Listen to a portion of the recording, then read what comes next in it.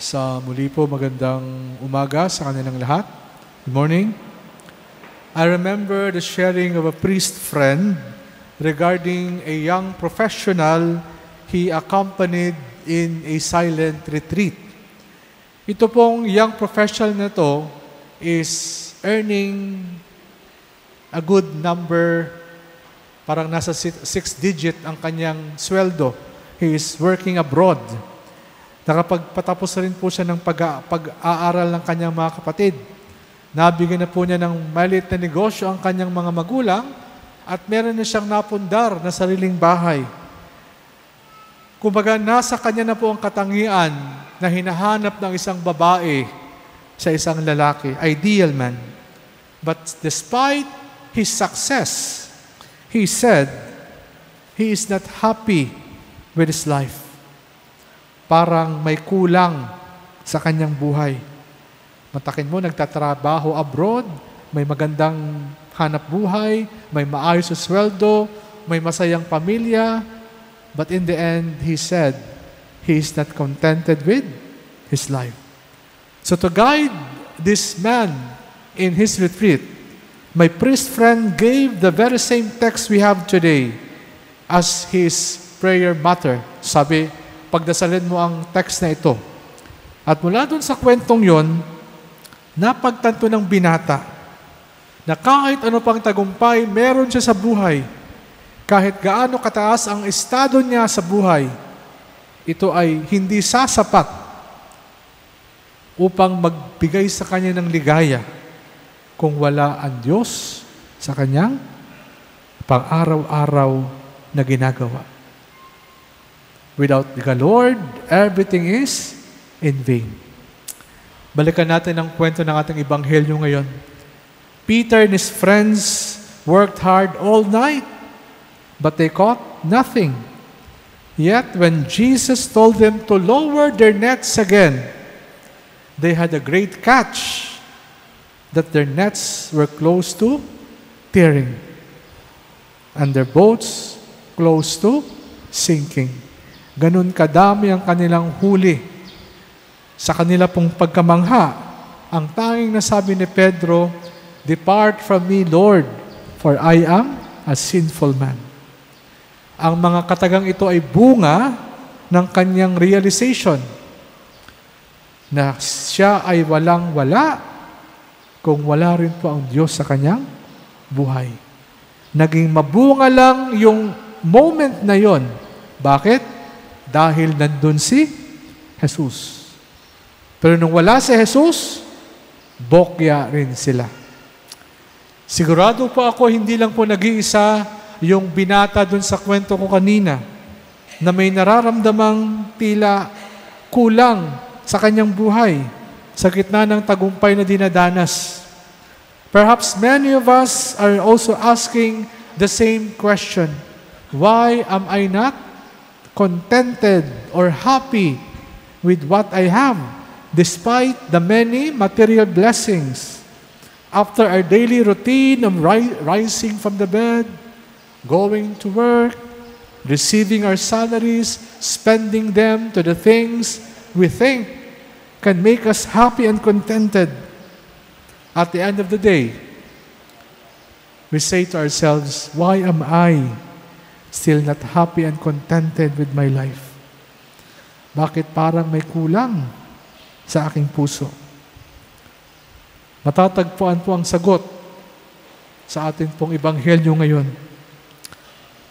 Ano man po ang hinahanap at gagawa natin sa ating buhay, kung hindi kasama ang Panginoon sa gawain ito, sa paghahanap, parating hindi magiging sapat ang lahat-lahat.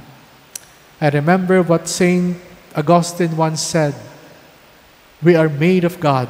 Our heart has this God-shaped void that only God can fill in." Pwedeng ipagmalaki halimbawa ng isang basketball player na siya ang pinakamagaling na basketball player sa buong mundo. Pwedeng ipagmalaki halimbawa ng isang negosyante na siya ang pinakamagaling na negosyante. Pwedeng pagmalaki ng isang church volunteer na siya ang pinakamasipag, Pinakamay mahabang oras na ginugugol sa simbahan. Pero kung yung ginagawa natin sa araw-araw ay upang patunayan lang na tayo ang pinakamagaling, hindi po malayong mangyari, darating po ang oras, mamumulat tayo isang araw, sasabihin din natin, bakit hindi ako masaya sa aking ginagawa? Sa gitna ng maraming palakpak at papuri. Bakit parang may kulang pa rin sa buhay ko?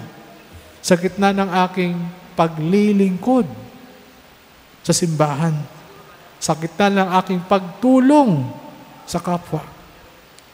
Again, without the Lord in our life, everything will be in vain and fruitless for us.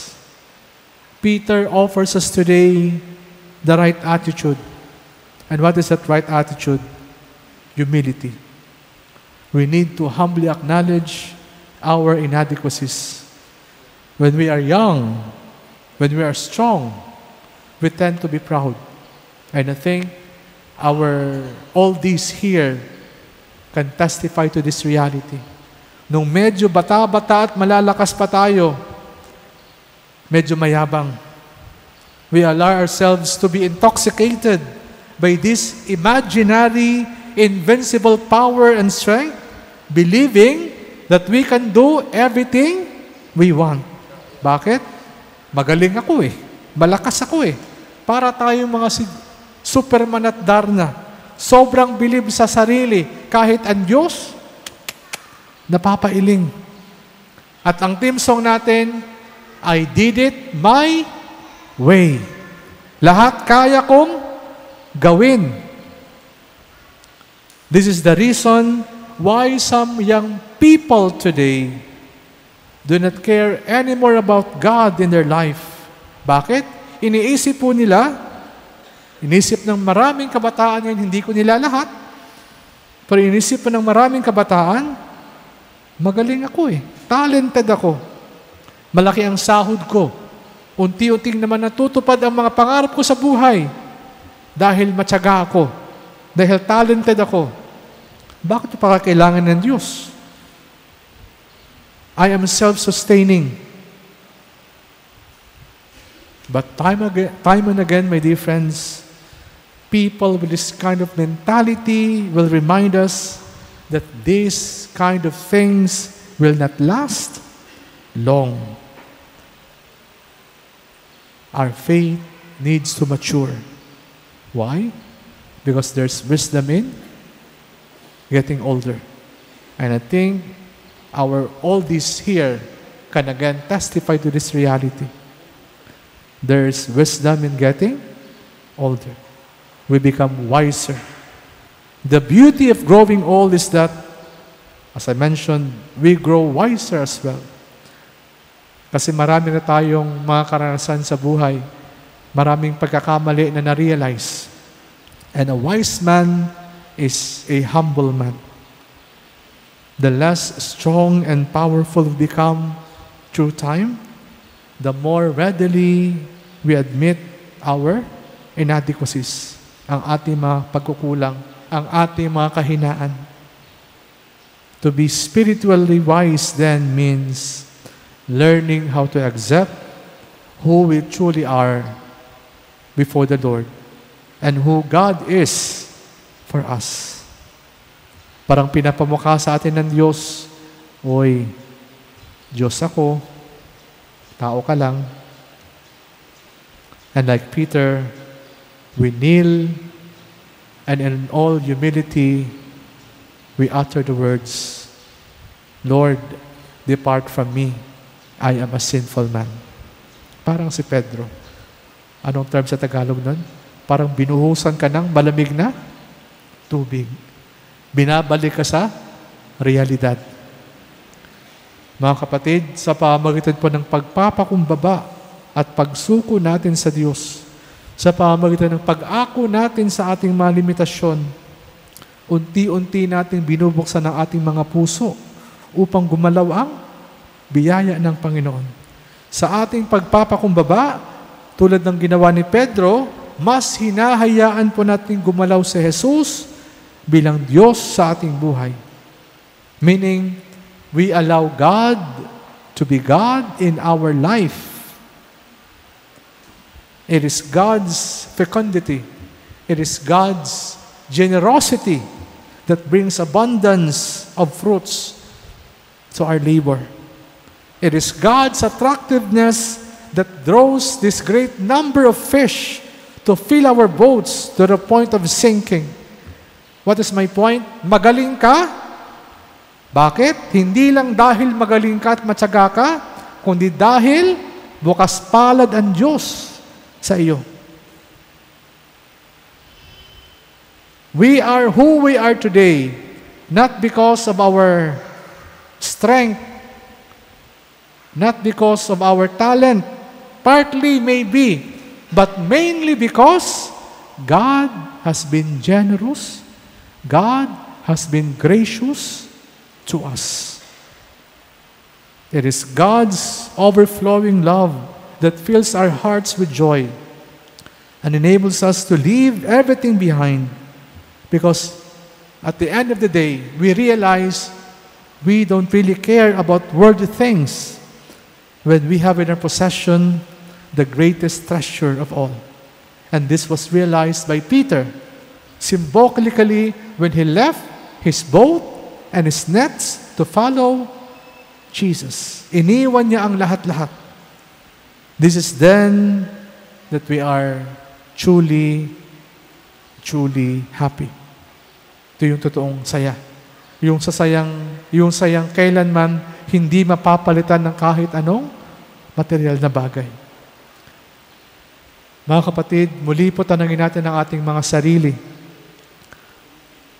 May saya pa ba sa aking ginagawa araw-araw? Nararamdaman ko ba yung ligaya sa aking mga ginagawa araw-araw? Do I see the purpose of my waking up in the morning, going home in the evening tired? May saysay pa ba yung pagtatrabaho ko sa araw-araw? Kontento ba ako sa buhay ko ngayon? Kasi kung hindi po, baka hindi na rin matagpuan ng Panginoon sa ating mga ginagawa. Perhaps we rely too much on ourselves. Remember, everything we do must not be about us. We ask the Lord to help us acknowledge our inadequacies, to make us humble. Let our humility be the instrument for God to fill our hearts with contentment, with love. Kung lahat po ng ginagawa natin ay may basbas po ng Panginoon, katulad po ni Pedro, asahan natin ng isang masaya, isang matagumpay na buhay na may kahulugan at may patutunguhan. Amen.